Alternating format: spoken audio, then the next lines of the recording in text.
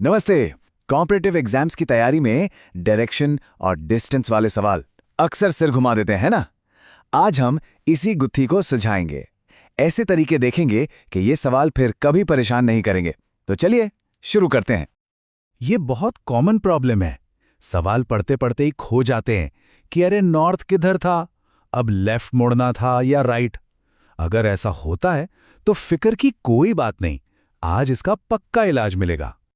तो आज हम क्या क्या कवर करने वाले हैं। सबसे पहले दिशाओं का बेसिक समझेंगे, फिर देखेंगे एंगल्स और टर्न्स का क्या खेल है, इसके बाद शॉर्टेस्ट डिस्टेंस निकालने का फॉर्मूला, फिर आएंगे शैडो वाले ट्रिकी सवाल, और आखिर में वो शॉर्टकट्स और सॉल्यूशंस जो हर सवाल को आसान बना देंगे। पहला टॉपिक, दिशाओं की नींव, अपना इंटरनल कंपास बनाना। देखिए, जैसे किसी भी बिल्डिंग के लिए उसकी नींव मजबूत होनी चाहिए, वैसे ही इन सवालों के लिए डायरेक्शंस का बेसिक समझना सबसे जरूरी है। यहीं से सारी कहानी शुरू होती है। तो ये रहा हमारा सबसे जरूरी टूल। ये है डायरेक्शंस का बेसिक मैप। इसमें 8 मेन डायरेक्शंस हैं और एक गोल्डन रूल हमेशा याद रखना है। कागज पर नॉर्थ हमेशा ऊपर की तरफ होता है। बस ये बात दिमाग में बिठा लीजिए। अच्छा, तो इस मैप में साफ साफ दिख रहा है 4 हमारी मेन डायरेक्शंस हैं, नॉर्थ, ईस्ट, साउथ, वेस्ट, और इनके बीच में आती हैं 4 सब directions, north east, south west और नॉर्थ वेस्ट। सिंपल। अब एक बहुत ही इंपॉर्टेंट पॉइंट, कोई भी मेन डायरेक्शन ले लीजिए जैसे नॉर्थ, और उसकी सबसे पास वाली सब डायरेक्शन जैसे नॉर्थ ईस्ट, इनके बीच का एंगल हमेशा 45 डिग्री होता है। ये छोटी सी बात है लेकिन आगे सवालों में बहुत काम आएगी, तो इसे नोट कर लीजिए। ठीक है, तो डायरेक्शंस का बेसिक क्लियर हो गया। अब आगे बढ़ते हैं और समझते हैं एंगल्स और टर्न्स को। मतलब जब कोई मुड़ता है तो क्या होता है। अब ये समझना जरूरी है कि घुमाव या रोटेशन 2 तरह का होता है। एक तो क्लॉकवाइज, मतलब जिस तरह घड़ी की सुई घूमती है, सीधा। दूसरा होता है एंटी क्लॉकवाइज, यानी घड़ी की सुई की उल्टी दिशा में। और जैसा कि देख सकते हैं, हर डायरेक्शन का एक एंगल होता है। जैसे ईस्ट 90 डिग्री पर है और साउथ 180 डिग्री पर। चलिए इसे और सिंपल करते हैं।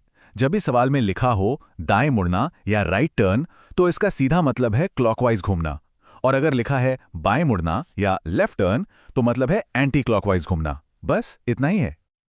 और ये देखिए, ये टेबल तो एक जबरदस्त शॉर्टकट है। इससे बार बार दिमाग लगाने की जरूरत ही नहीं पड़ेगी। अभी किस डायरेक्शन में है और किधर मुड़ना है, बस ये टेबल देखिए और तुरंत पता चल जाएगा कि नई डायरेक्शन कौन सी होगी। ये काफी टाइम बचाएगी। अगला सेक्शन है सबसे छोटी दूरी। देखिए, कई सवालों में ये नहीं पूछते कि टोटल कितना चले, बल्कि ये पूछते हैं कि स्टार्टिंग पॉइंट और एंडिंग पॉइंट के बीच सीधी सबसे छोटी दूरी कितनी है। तो चलिए देखते हैं इसे कैसे निकालते हैं। और इसको सॉल्व करने के लिए हमारे पास एक तरह से एक मैजिकल टूल है। स्कूल में पढ़ा होगा ना, पाइथागोरस थ्योरम। जी हाँ, वही h² = b² + p² वाला फॉर्मूला। यही हमें शॉर्टेस्ट डिस्टेंस निकालने में मदद करेगा। होता क्या है कि जब कोई इंसान अलग अलग डायरेक्शंस में चलता है तो उसका जो रास्ता है वो अक्सर एक राइट एंगल ट्रायंगल, मतलब एक समकोण त्रिभुज बना देता है। और जो सबसे छोटी दूरी हमें पता करनी होती है वो असल में उस ट्रायंगल का हाइपोटेन्यूज यानी कर्ण ही होता है। आइए इसे रशिम के एग्जाम्पल से समझते हैं।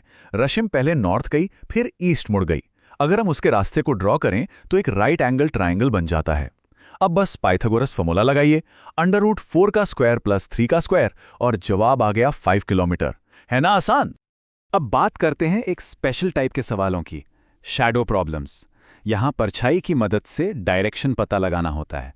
और इन सवालों में सबसे ज़रूरी चीज़ होती है दिन का समय, क्योंकि सूरज कहाँ है उसी से तय होगा कि परछाई कहाँ बनेगी। तो सूर्योदय यानी सनराइज के समय के नियम समझ लेते हैं। सूरज होता है ईस्ट में, तो परछाई हमेशा उसके अपोजिट यानी वेस्ट में बनेगी। तो अगर कोई नॉर्थ की तरफ देख रहा है तो उसका लेफ्ट साइड वेस्ट होगा, मतलब परछाई बाईं ओर पड़ेगी। और अगर कोई साउथ की तरफ देख रहा है तो परछाई दाईं ओर पड़ेगी। ये सिंपल सा लॉजिक है। और सनसेट यानी सूर्यास्त के समय ठीक इसका उल्टा। सूरज चला गया वेस्ट में तो परछाई बनेगी ईस्ट में। तो अब अगर कोई नॉर्थ की तरफ देख रहा है तो परछाई उसके दाईं ओर होगी, और अगर साउथ की तरफ देख रहा है तो परछाई बाईं ओर होगी। इसको राजेश के एग्जाम्पल से समझते हैं। सवाल कहता है कि सुबह सुबह राजेश की परछाई ठीक उसके पीछे थी। सुबह सूरज ईस्ट में होता है। अगर परछाई पीछे है तो इसका सीधा मतलब है कि राजेश का मुंह सूरज की तरफ यानी ईस्ट में था। बस जैसे ही हमें स्टार्टिंग डायरेक्शन मिली, बाकी का सवाल तो हलवा हो गया। हम आसानी से उसका पूरा रास्ता ड्रॉ कर सकते हैं। तो हमने सारे जरूरी कॉन्सेप्ट्स तो देख लिए। अब आते हैं फाइनल सेक्शन पर, शॉर्टकट्स और सॉल्यूशंस। यहां हम सब कुछ एक साथ लाकर एक ऐसी मास्टर टेक्निक बनाएंगे जो किसी भी डायरेक्शन वाले सवाल पर काम करेगी। तो ये रही वो मास्टर टेक्निक, एक 5 स्टेप मेथड। सबसे पहले एक स्टार्टिंग पॉइंट O बनाना है और चारों मेन डायरेक्शंस की लाइन खींच देनी है। फिर सवाल को लाइन बाय लाइन पढ़ना है। जैसे जैसे पढ़ते जाएं वैसे वैसे डायग्राम पर मूव करते जाना है। हर स्टेप पर डायरेक्शन और डिस्टेंस को डबल चेक करना है। बस इस मेथड से गलती होने का चांस ही नहीं है। तो देखा, सबसे जरूरी बात क्या है? वो है शब्दों को एक क्लियर विजुअल डायग्राम में बदलना, एक एक स्टेप करके।